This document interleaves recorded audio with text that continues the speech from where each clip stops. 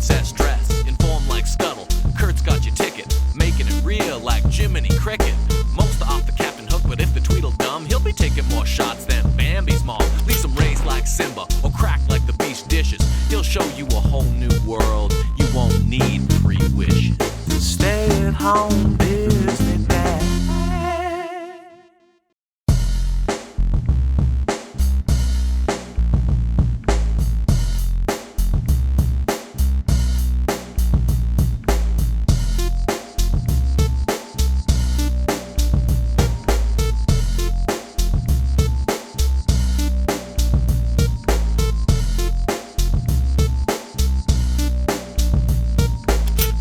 So serendipitous, I just found The Rocketeer finally on VHS last week. Rocketeer coming soon. Walt Disney Presents, Ethan Hawke and White Fang, of course, based off the famous Jack London novel they made us read back in school. They are looking for gold in the Klondike. And all I know about this movie is that the dog that plays White Fang was also the dog in the horror movie, The Thing. Ding! We start with black and white stills of ships. As we tell the story, and we go to real footage of a little wolf cub, then a pack of wolves are chasing a bunny. One catches the bunny, brings it back to the den, and gives it to her cute little baby cub. This dog is so f***ing cute. Okay, on a ship, they're delivering a St. Bernard. He was shipped from San Francisco. No idea why they looked into the camera and made sure we knew that the dog came from San Francisco. But this hillbilly jerk brought him here, brought him, and shipped him here because he's a good fighting dog. It can make a lot of money up here. Dark. We meet Ethan Hawke. He's a good guy. They're all up here in the Klondike looking for gold as part of the gold rush. Everyone laughs at this little kid. They say, "Good luck to you, Jack." I think he's going to be dead tomorrow, right? He gets robbed immediately. He's told, "Welcome to the Yukon." There's a long line of gold hopefuls going up this single file mound. It looks miserable. It's like a tow rope. Kid struggles to get to the top. He's actually looking for someone named Alex Larson. The plot thickens. Hopefully, so do his socks.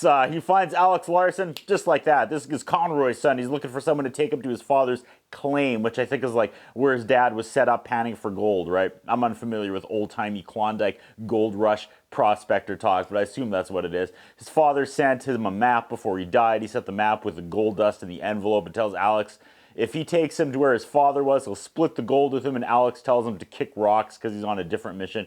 Ethan Hawke wouldn't last a day up here, he's told. Larson is about to go on like a new mission, he said, with his other guy, and he asks the new guy, is it near his dad's claim? Because new guy knew Ethan Hawke's dad and kind of likes him, and he's like, come on, Alex, let's take this kid, we'll drop him back off. Back at the wolf den, the baby wolf is coming out of the den. The wolves are starting to circle the men and their sled dogs. Say bye to your mom, wolf pup, in true Disney fashion. She gonna die. Also, this other guy is called Skunker. The men sit around a campfire at night listening to the wolves howl. The sled tips the next day, and it was actually a coffin they were dragging. This frozen dead guy and his frozen dead dog fall out of the casket and land on the ice. That's dark. But then the kid goes and the ice breaks. The kid falls into the icy water. All the money falls out as well. They pull the kid out and he's freezing to death. So they light a fire, and that gave me legit anxiety. Freezing water and or drowning terrifies me. Some wolves show up and their dog runs out, and this is what wolves do, we're told. One wolf lures out the dog, then the pack jumps out and attacks, but the humans try to shoot the wolves. The one guy, Skunker, runs after the wolves because he's attacking his dog, and we hear Skunker die off screen like the wolves eat him. I have been sitting here waiting for the humans to kill the wolves, leaving an orphan cub to progress the story, but no, the wolves got one. Wow, cheering for the wolves is a fun way to watch this movie. Also, these are legit gold diggers. I'll have some fun with that later. It's morning. The wolves attack the kid and the last guy, Alex, and then some hunters show up and bang, bang, bang, bang, bang. They scare off the wolves and save the two main characters. But here we have the sad moment where Mom Wolf pulls her shot back to the den and see the baby, and then she dies, and little baby wolf licks her dead body and sleeps with her chin on her dead mom's chin. Sad. The snow falls, and it's time to go, little one. This one, with a chip on her shoulder, screams like Simba into the sky. Amazing. The day of reckoning is coming, little cub. He goes exploring. He finds another tribe of wolves as the movie plays like Arabian Aladdin music. So weird. Brave choice. The two remaining men and dogs push their sled up a hill, and then we go on the side quest as the wolf pup slides down a hill, and I wonder how many times they actually chuck the dog down the hill to get that shot. It falls into an underwater cave. It looks like where Elsa would live, and why are they showing us this? I have no idea who I'm supposed to be rooting for or focusing on at this point in this movie, right? Like, everyone's got 10% of my attention. The boy goes to the water to drink, and he comes face to face with a little pup, and oh my god, this wolf pup is so cute. The wolf pup tries to get a fish, and he's all bumbling, and he chases some mice, and he's bumbling. He sucks at hunting, and this is what happens when you helicopter parent, right? If your mom dies, you're screwed. He finds a hanging bunny, but it's bait, and he gets caught in like a Scooby-Doo trap. He's hanging upside down. Some trappers find the wolf. They open his mouth, and they look into the camera and say, White Fang.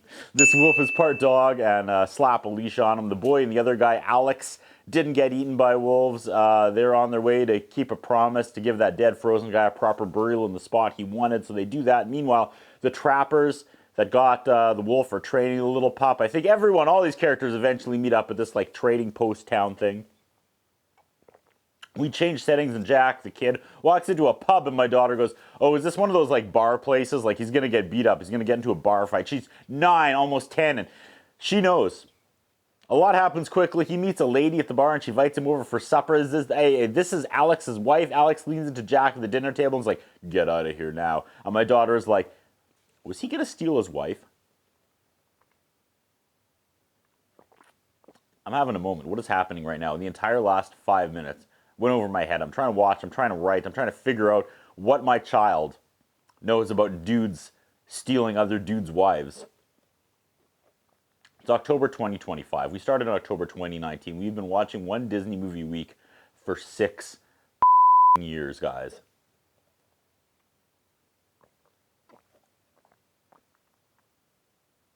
White Fang, he's back with the Alex, who agrees to take him to his father's little camp after all. They stop by a Native American village, and he's reunited with the little puppy he saw a year ago at the water or whenever. He's all grown up now. He wants to pet it, and this like Aboriginal guy's like, "F you doing, you idiot? You can't just go around petting wolves." Then Jack starts like white-splaining to this guy about treating animals nicely. He asks if he wants to stick a gum, and my daughter goes, "Did he ask if he wants to stick a gun?" There's so much happening at once. Again, it's troublesome that my daughter is starting to ask like grown-up questions about these movies. She was 4 when we started this. She looked and talked like a princess, and now she's 10. Asking about dudes stealing other people's wives and pulling guns. It doesn't matter.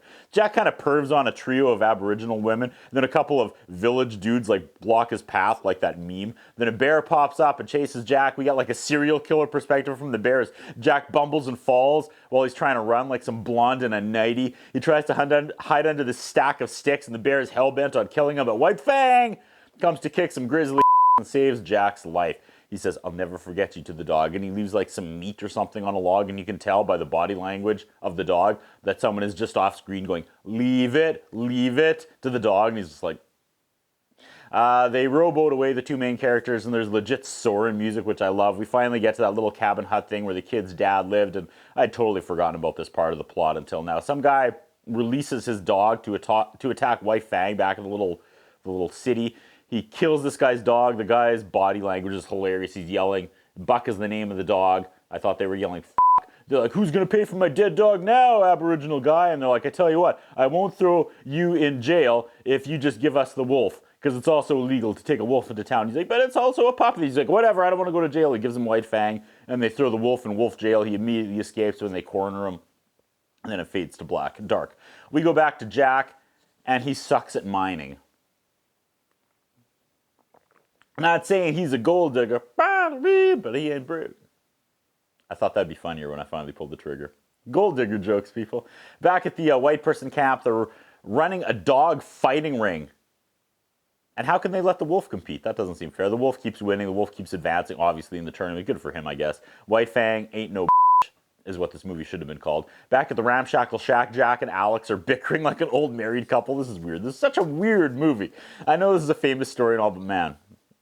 Anyway, they keep making White Fang fight, but then Jack shows up for what he thinks is just going to be a chill night at the old Klondike dog fights, but he sees White Fang fighting and he just rescues it and leaves with him. Pretty sure you can't just do that. Money on the line. Alex's wife is like, he's lost a lot of blood, and Alex says, at least he won't have to fight anymore. Jack wants to nurse him back to health, and everyone says he's going to die, and then in the next scene, Fang is just up and about and pretty much back to normal, but he was taught to fight, so Jack and Alex are afraid of him because he's all aggressive. And so he has to they have to reteach him to be kind. They put some food outside and they sit and they wait for Fang to emerge, and he does. We get not really a montage, but kind of a montage as the kid re-befriends White Fang and teaches him to love again. Jack goes into like the mine tunnel for one more load and it collapses, and Alex and White Fang dig him out. There's no story arc to this at all.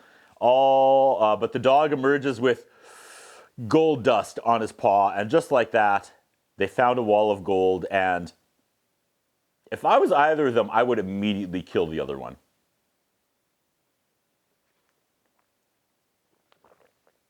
Just saying. That's how the plot should go. Jack leaves with the wolf, and they go to town to get the gold tested, but White Fang, like, breaks through the window to come with them. Really weird. Jack Conroy and Alexander Larson are the two main characters' names. We know that because Jack is a good guy, and he wants his partner, Alex's name, on, like, the gold bank company thing he just started. As well, they make an official gold brick. He comes back to Alexander Larson. The gold is tested and weighed and found to be 98% pure. But the bad guys, the same guy that robbed Jack when he first got there and the guy who stole White Fang after he killed his dog, are watching this. And man, I never really thought about it, but people must have been murdered left, right, and center whenever gold was found back in these days. There ain't no police up there making sure everybody's on the level. Alexander asks Jack to come back with him to San Francisco, where that dog came from. The bad guys want that gold, though. They plug the chimney on the roof of the shack, then they wait to shoot as they run out. Smoke them out. Solid plan. This is where they should have used that shot of the wolf jumping through the window, right here. But anyway, they shoot up the cabin, and then they wait to hear if they're dead or not, and Alexander's laying on the floor. He starts playing the jaw harp, and that just makes the bad guys mad, which is really funny. He's like, oh, they dead? If I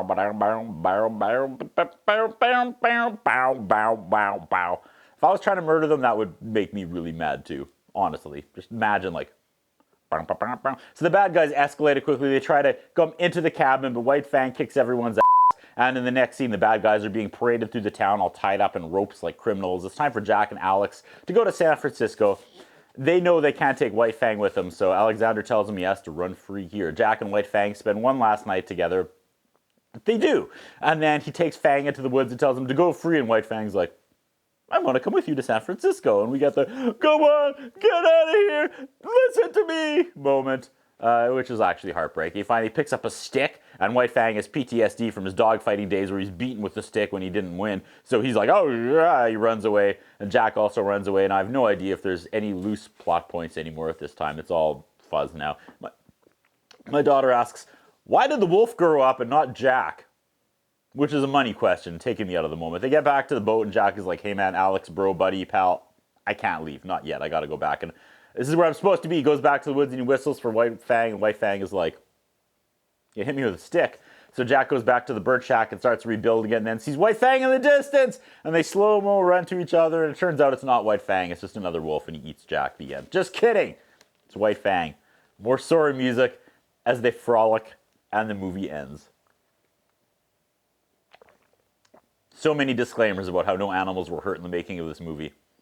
No animals were hurt. No animals were hurt. And they beat me over the head so much that I'm starting to think there's a good possibility animals were actually hurt, you know, after you hear it so many times. It didn't even cross my mind at first, but now after like the 6th time, I'm like, you know, sounds like damage control.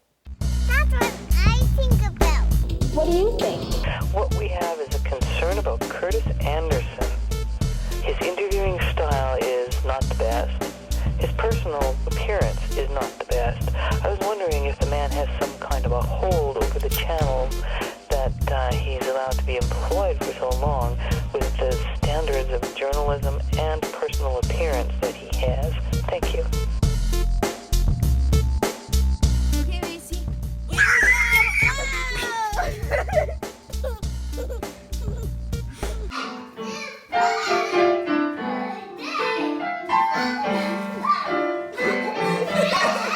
I'm still Jenny from the block.